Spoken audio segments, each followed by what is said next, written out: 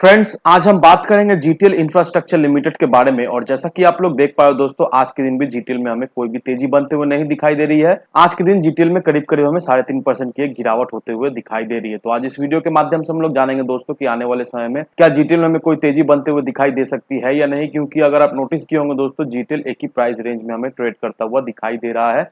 तो इन्वेस्टर्स ये चीज लेकर काफी ज्यादा कंफ्यूज है कि आखिर जीटीएल में हो क्या रहा है, उन्हें के आने वाले समय में जीटीएल में कोई तेजी बनते हुए दिखाई दे सकती भी है या नहीं, या फिर इसी तरह की साइडवेज जीटीएल में हमें चलते हुए दिखाई दे सकती है। तो इन सारी चीजों को हम लोग जानेंगे इस वीडियो के माध्यम से। और साथ ही साथ दोस्तों, जीटीएल को लेकर कुछ अपडेट सामने निकल कर आई है, तो वो क्या अपडेट है और उस अपडेट से आने वाले समय में जीटीएल को हमें किस तरह से बेनिफिट मिलता हुआ दिखाई दे सकता है। तो इन सारी चीजों को हम लोग एक एक करके डिस्कस कर लेंगे इस वीडियो के माध्यम से। तो मेक श्योर दोस्तों, वीडियो को स्किप ना कर पूरा देखो, ताकि आप चीजों को सही से समझ पाओ और अपनी खुद की इन्वेस्टमेंट डिसीजन ले पाओ। लेकिन दोस्तों, मेरी आपसे एक ही रिक्वेस्ट रहेगी, चैनल को सब्सक्राइब और वीडियो को जरूर से लाइक कर देना, ताकि आपको इस तरह की अपडेट्स रेगुलर बेसिस पर मिलती रहे। तो चलिए फ्रेंड्स, वीडियो को स्टार्ट करते हैं। तो सबसे पहले अगर इसके आज के कारोबार पर नजर डालें तो स्टॉक जो है ओपन हुआ ₹1.45 में, हाई बनाया इसने ₹1.45 का, लो बनाया इसने ₹1.35 का। और आप देख पाओ दोस्तों, ₹1.40 में इसने क्लोजिंग दिया। साथ ही साथ इंट्राडे में ये हमें 3.45% तक गिरता हुआ दिखाई दिया है। वहीं अगर पिछले 5 दिनों के परफॉर्मेंस को देखेंगे दोस्तों, कोई भी तेजी नहीं है। पिछले 5 दिनों में जीटीएल में करीब करीब 3.5% तक टूटता हुआ दिखाई दे रहा है। तो देखा है तो अल्टीमेटली जीटीएल में हमें कोई भी तेजी बनते हुए नहीं दिखाई दे रही, कोई भी कुछ खास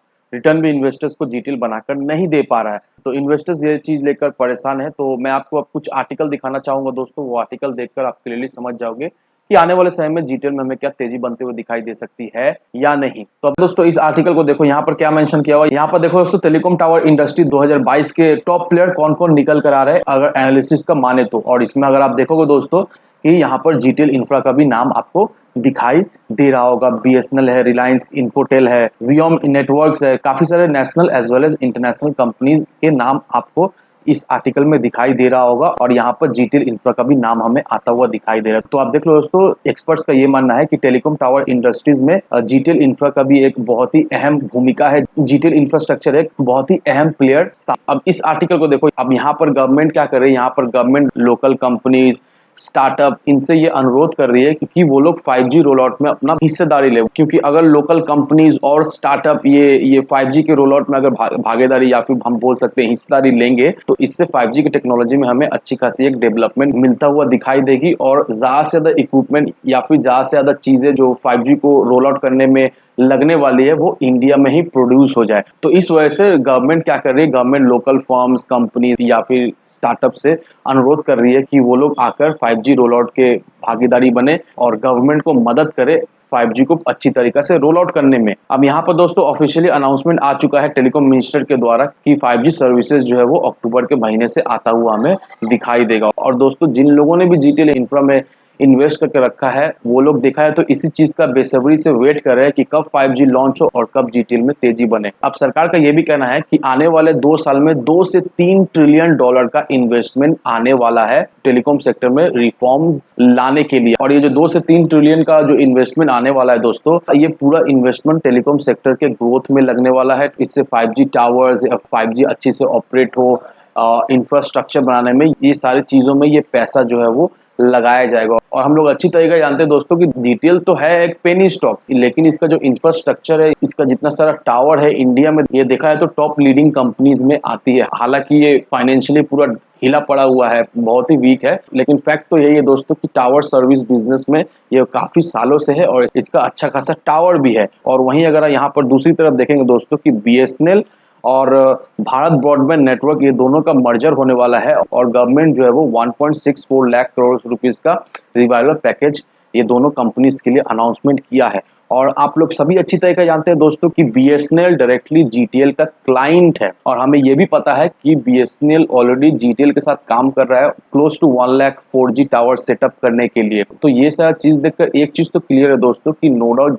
ये मर्जर होने के बाद और ये जो रिवाइवल पैकेज जो सरकार बीएसएनएल को दे रही है, इसका कुछ परसेंट तो हमें जीटीएल को मिलता हुआ दिखाई देगा ही देगा। क्योंकि ये रिवाइवल पैकेज जो बीएसएनएल को दिया जा रहा है दोस्तों, नो डाउट इस पैकेज से बीएसएनएल का इंफ्रास्ट्रक्चर डेवलप करने के लिए यूज की जाएगी, साथ ही साथ नए टावर्स बैठाने के लिए यूज की जाएगी, क्योंकि आपको पता ही होगा कि बीएसएनएल अभी 4G पर जोरों शोरों से काम कर रहा है और देखा है तो अभी मेन फोकस है बीएसएनएल का कि 4G को जल्द से जल्द कस्टमर को इंट्रोड्यूस की जाए ताकि इसका कस्टमर बेस बढ़े और इनको प्रॉफिट भी हो। तो ऑन एन एवरेज दोस्तों ये सारे न्यूज देखकर हम एक चीज तो समझ ही पा रहे दोस्तों कि नो डाउट पूरे टेलीकॉम सेक्टर में ही हमें आने वाले समय में एक अच्छी खासी ग्रोथ दिखाई देगी। अभी जो जो सेक्टर फोकस में है, पावर सेक्टर है, टेलीकॉम सेक्टर है, टेक्सटाइल सेक्टर है, तो ये सारे कुछ सेक्टर है दोस्तों जिसमें अभी गवर्नमेंट पूरी तरीका से फोकस किया हुआ है और इसका रिवाइवल करने के लिए, इसका ग्रोथ करने के लिए गवर्नमेंट अच्छा खासा रिफॉर्म्स ला रही है, स्कीम्स ला रही है। और नो डाउट दोस्तों जिस तरह से गवर्नमेंट एग्रेसिवली आगे बढ़ रही है दोस्तों, आने वाले समय में इन सारे सेक्टर में हमें एक अच्छी खासी ग्रोथ होते हुए दिखाई देगी तो जरूर से। तो अगर आप सोच रहे हो अभी जीटीएल में एंट्री लेने का दोस्तों, तो मेरी सलाह यही रहेगी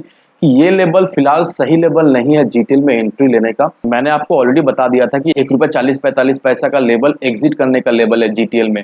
तो अगर आप सोच रहे हो जीटीएल में एंट्री लेने का दोस्तों, तो ₹1.10-20 में लो एंट्री और वहां से ₹1.40-45 में बेच दो। 20-25% का रिटर्न जीटीएल से निकाल कर ले जाओ। लेकिन अभी इस करंट सिचुएशन में दोस्तों कुछ भी ऐसा खबर नहीं है जीटीएल को लेकर जिस वजह से मैं ये कह सकूं कि जीटीएल में हमें शानदार एक तेजी बनते हुए दिखाई देगी। मे बी आने वाले समय में इस तरह की खबर आ सकती है, लेकिन अभी फिलहाल इस तरह की खबर नहीं है कि मैं आपको रेकमेंड कर दूं कि जीटीएल इस लेवल पर जीटीएल ले लो, आपको यहाँ से 30-40% का रिटर्न मिल जाएगा। नहीं, ऐसा बिल्कुल ही नहीं है दोस्तों। एक बात का ध्यान रखना, जीटीएल बहुत ही एक हाई रिस्क स्टॉक है, फंडामेंटली पूरा हिला पड़ा हुआ स्टॉक है, तो लिमिटेड क्वांटिटी लिमिटेड अमाउंट में ही इन्वेस्ट करें। जो लेवल मैंने आपको बताया दोस्तों बहुत ही स्वीट स्पॉट है, उस लेवल से एंट्री लो।